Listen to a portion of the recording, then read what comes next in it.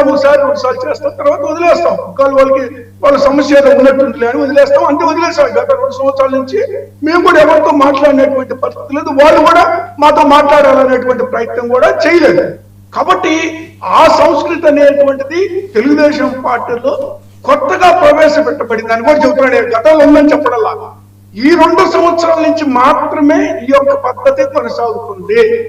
అయితే నేనేమంటానంటే వాళ్ళ అంతర్గత కుమ్ములాటలు మరి మా మీద రుద్దటం ఎంతవరకు సబబు? వాళ్ళు ఏదో రూల్ పెట్టుకున్నారు, సరే మనం ఏదో బయట రాంబాబు గారు కలిశారు ఒక అకేషన్ లో, ముద్రగడ గారు అకేషన్ లో అన్ని మరి పార్టీల నుంచి కూడా ఒక కమ్యూనిటీ పరంగా అందరూ వస్తారు, కలిశారు.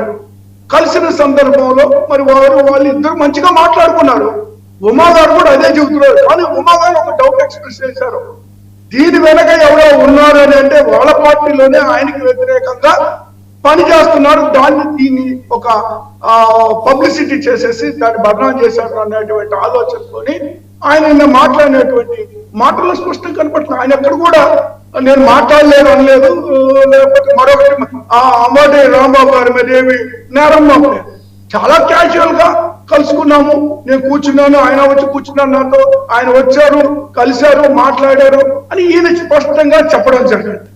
అంటే ఇప్పుడు నేను ఇంకోటి చెప్తున్నాను సార్, ఇప్పుడు కాపులకి సంబంధించినటువంటి అంశంలో మీరు ఇప్పుడు కూడా మాట్లాడారు, ముద్రగడ గారి గురించి కూడా వచ్చింది ప్రస్తావన డిబేట్ లో.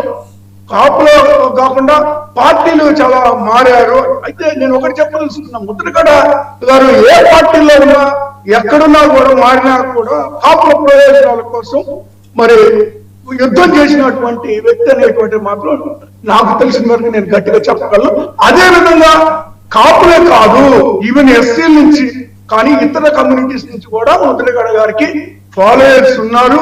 అది ఇటీవల ఆయన చనిపోయిన తర్వాత కూడా అందరూ బయటకు వచ్చి మాట్లాడటం కూడా జరిగిందండి. కాకపోతే ఇప్పుడు నేను ఒకటే ఏంటంటే, ముద్రగడ గారి దానికి సంబంధించి ఆ రోజు చనిపోయినప్పుడు అందరూ వచ్చారు కదా. మరి జ్యోతులు ఎవరి గారు వచ్చారో, లేదా మనకు మినిస్టర్ గారు వచ్చారు, ఇతరులు ఎంతో మంది కలిశారు. కానీ మరి ఈయన మాత్రమే టార్గెట్ చేయడాన్ని బట్టి చూస్తే, so there is something behind the curtain అనేటువంటిది మాత్రం ఖచ్చితంగా అర్థమవుతుంది. నేను అందుకే చెప్పాను, గతంలో కూడా గుర్తుందో లేదో నాకు గుర్తున్న వరకు నేను చెప్తున్నాను, అది మరి కరెక్టో కాదో మీరు కూడా చెప్పాలి. గతంలో బోండా ఉమా గారు చంద్రబాబు నాయుడు గారు కాపులు గొంతుకు వస్తున్నారని మాట్లాడినటువంటి మాట నాకు గుర్తుంది. మరి అది అంతవరకు కరెక్టో కాదో మీరు చెప్పాలి. గతంలో విజయవాడ నుంచి ఆయన ఒక స్టేట్మెంట్ ఏది 14-19 ప్రాంతంలో ఎన్నికల సమయంలోనో లేదా ఆయనకి మంత్రివర్గంలో స్థానం కల్పించకపోవడం వల్ల మొత్తానికి జరిగింది. దాన్ని తర్వాత ఇతర నాయకులు వెళ్ళేసి మాట్లాడి దాన్ని ఏదో సాల్వ్ చేసుకున్నట్టుగా తెలుస్తా ఉంది. అయితే నేను ఒక్కటి మాత్రం చెప్పదలుచుకున్నాను, ఇప్పుడు దీనికి సంబంధించి మాకు ఎలాంటి సంబంధం లేదు. ఇందులో మా పాత్ర ఏమిటి? జగన్మోహన్ రెడ్డి గారిని ఇన్వాల్వ్ చేయాల్సిన అవసరం ఏంటి? జగన్మోహన్ రెడ్డి గారిని ఇన్వాల్వ్ చేయాల్సిన అవసరం ఏంటి? ఇప్పుడు కాపుల ప్రయోజనాలు దెబ్బతీశారని కూడా మాట్లాడారు. ఏం తీశారు?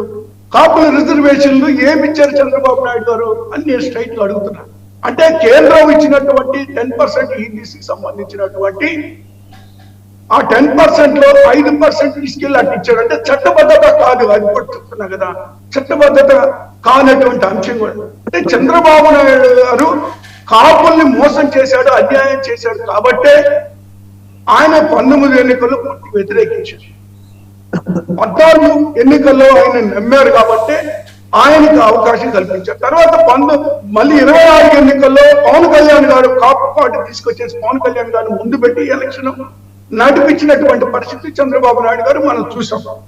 ఆ టైంలో మళ్ళీ కాపు సపోర్ట్ చేయడం. కానీ అధికారంలోకి వచ్చిన తర్వాత పవన్ కళ్యాణ్ గారు వదిలేశాడు, చంద్రబాబు నాయుడు గారు వదిలేశారు కాబట్టి ఈ రోజు కాపులు మళ్ళీ తిరుగుబాటు చేస్తూ మాట్లాడడం అనేటువంటిది లేదా ఇతర అంశాలన్నీ తెర మీదకి రావడం అనేటువంటిది జరిగింది.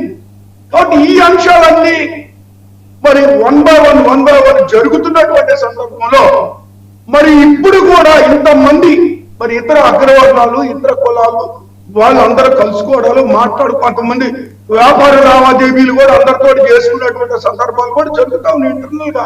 ఇలాంటి సందర్భాలు ఎన్నో వింటా ఉన్నాం చూడకపోయినా. కానీ పర్టికులర్ గా బోండా ఉమా గారిని పర్టికులర్ గా అడిగారు అనేటువంటి సందర్భం, లేదా కాపుల మీద మళ్ళీ ఇదొక ఒక భావన కలుగుతుంది కాబట్టి ఆ భావన అది వాళ్ళు ఇంటర్నల్ గా ఎన్నైనా చేసుకుని నిన్న మాట్లాడుకొని ఎన్నెన్న యాక్షన్ తీసుకోమనండి. ఆయన మీద ఏదో ఎంక్వైరీ చేశారు, ఆయన కూడా స్పష్టత అనేటువంటిది ఇవ్వడం జరిగింది. కాబట్టి మా మీద ఎక్కడ కూడా ఆయన ఆరోపణ చేయలేదు, కలిసామని ఉన్నమాట ఉన్నట్టుగానే ఆయన మాట్లాడారు. కాబట్టి దీన్ని తీసుకొచ్చి దాని వెనక మేమేదో ఉన్నాం అనేటువంటి మాట మాట్లాడటం దురదృష్టకరం.